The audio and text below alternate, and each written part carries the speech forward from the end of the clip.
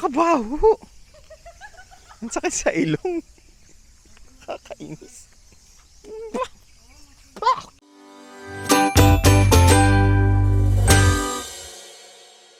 Yes! Ayan, so pupunta kami ngayon sa Samal Island, day 1 ng annual family trip. Iwan na si mama doon.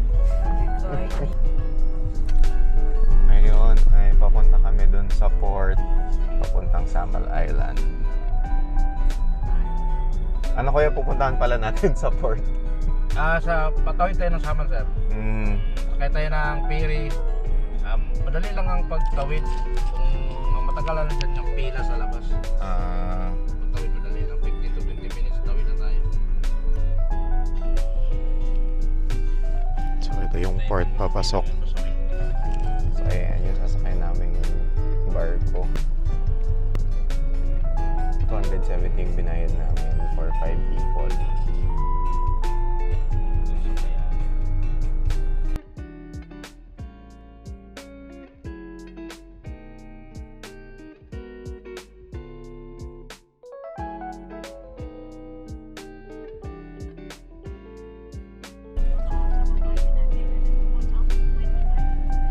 Lapit lang.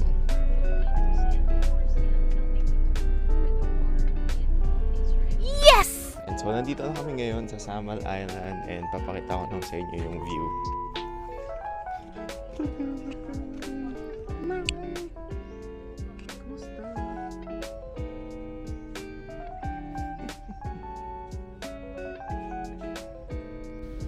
So ito yung first stop namin sa Samal Island, yung Vanishing Island.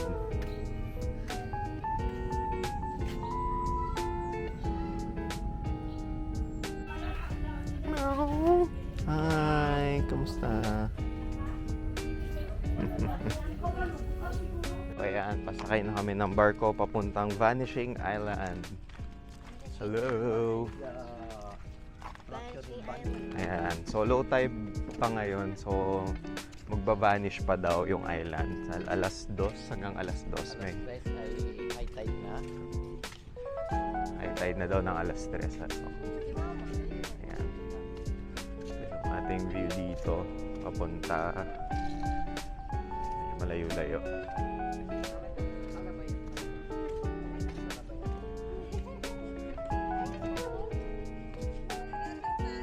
Ayan. So may mga bakawan. Ayan, ganda. Hello! Ayan, ang pamilya kong makukulit.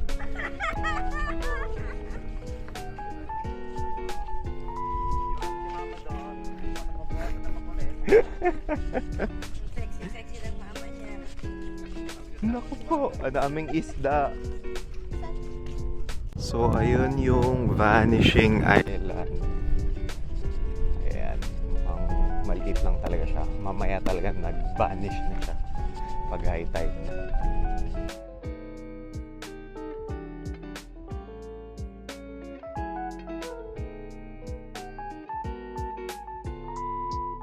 So, eto na yung Vanishing Island kapag high tide daw kasi nawawala yung buong island. So, may mga bakawan. Sarap ng mga bakawan.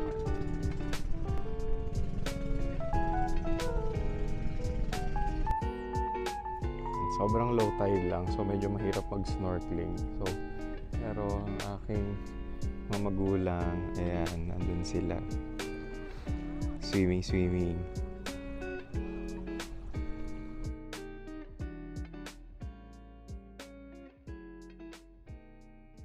So may mga starfish din dito. Cute.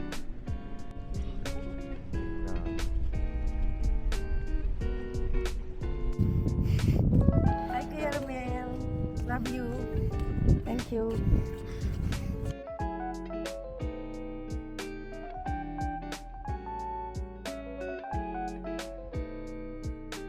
Yes! Ayan, so dito tayo sa Bat Cave naman. So after no Vanishing Island, dito naman kami ngayon sa Bat Cave, Montfort Bat Sanctuary.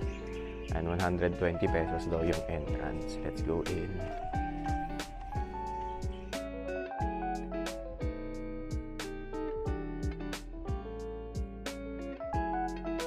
Orientation na lang.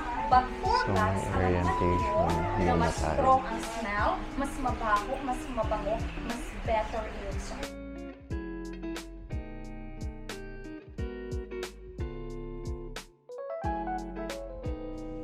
Ayan, so tapos na yung orientation and apparently, totoo na millions of bats yung nandito. 1.8 million and nandun siya sa Guinness Book of World Records kung nakita nyo kanina. So ngayon pupuntahan natin yung 5 na parang openings niya. Sinasabi ni ate kanina, iba-iba daw per opening. So yung first 2 openings parang nursery, yung third is parang training academy nila para paano lumipad, and then yung fourth is yung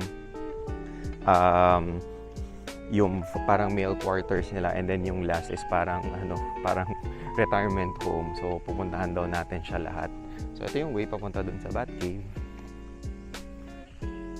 Ayan. So hintayin natin ang aking mga magulang. Matatagal sila. Let's go to the Bat Cave.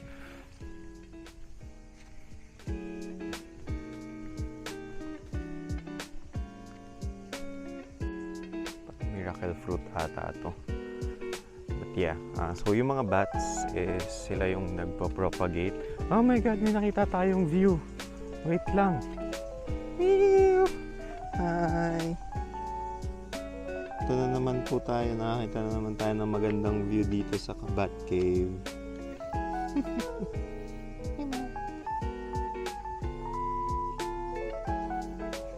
See? Ayan, so ito tayo sa... Iba lang ito. Iba lang doon. 5 butas. Ayan, dito tayo ngayon sa maternity mating area. Shucks, napakadami.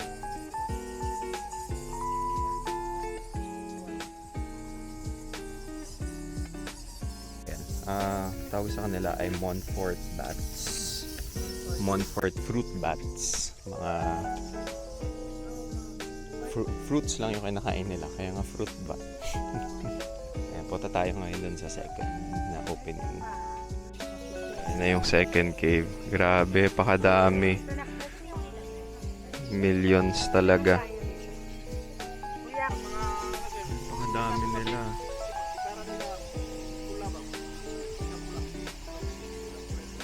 Kulay-pula ang ano nila. Yan yung lalaki. Kita nyo, Yan yung mga pero lalaki na. hindi nakasya yung iba. Hindi, parang maternity pa din to. So ito yung maternity ward pa din nila. So mga bata. Yung iba nalalaglag sila, hindi sila kasya. Sisiksik sila. So ayan, may bayawang dun sa loob.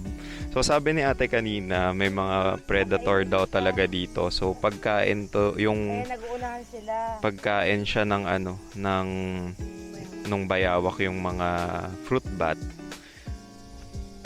Kaya ano sila. Kung kita nyo, parang busog tuta yung yung bayawak kasi naka-buffet sila dito. Sana all buffet. Yan, busog na busog ang mga predators dito. Mga ahas, mga bayawak kasi sobrang dami talaga ng bats. So, eto naman yung training ground. So, dito daw tinuturuan yung mga maliliit na mga bats kung paano sila lilipad. Mga batlings. Pakadami nila. Ayan. As usual, siksikan. Ayan na, nalaglag na. Wawa naman. Crazy dito sa mga male, puro testosterone at ang panghejos ko, hindi talaga kaya. Balik na nga tayo. Medyo mabaho lang talaga. Baho. Tumatambay sa ilong. Ano ba yan? Tignan na. Ito naman yung male sward. Ayan. So, puro mga boys daw dito. Ayan. Napakabaho! Ang sakit sa ilong. Kakainis.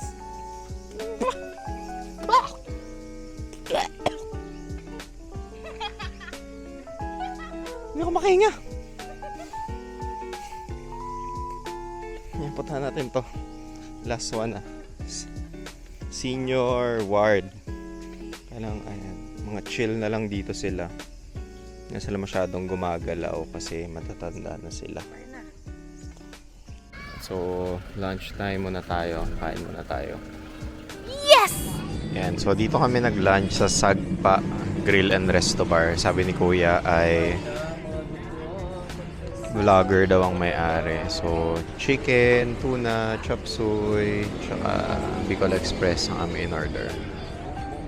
Yes! So, dito kami sa Island Paradise Resort. Ayan. So, dito kami sa may entrance. So, from the entrance pa lang, madami ng birds.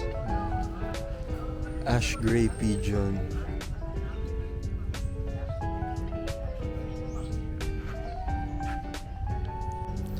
Ayan, so punta tayo dun sa mga entrance, pero silang mini bird sanctuary dito. Iba-ibang klase ng mga ibon. Let's go. Oh, may Philippine deer. So, may mini zoo pa pala dito. Hindi lang liguan. Ay, pa daddy. Mga dogs.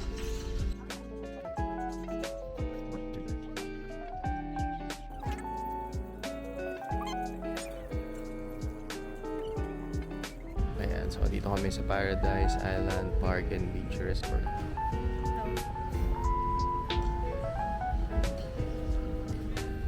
Tagal nila mama. So may entrance fee na 350 pesos. Ticket.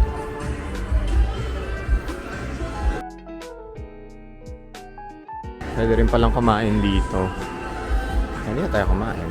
Ay, pomelo.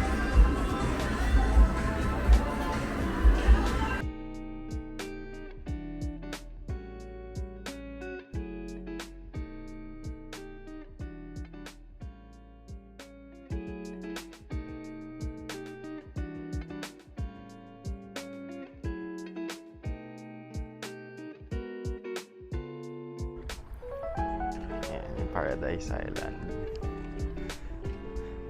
Madaming kainan hanggang dun sa dulo. Pwede rin palang kumain dito. And yung mga tao is pwede lang maligo. Diretso dyan. Ayan, yung water. Kung alam yung ginagawa nila. Ano meron dun. Ayan, so naligo na sila. Hello! Habang pumapapak na ang pomelo. Tamis, masarap. Sarap. Ako ng pamelo damaw. Thank you, Nak.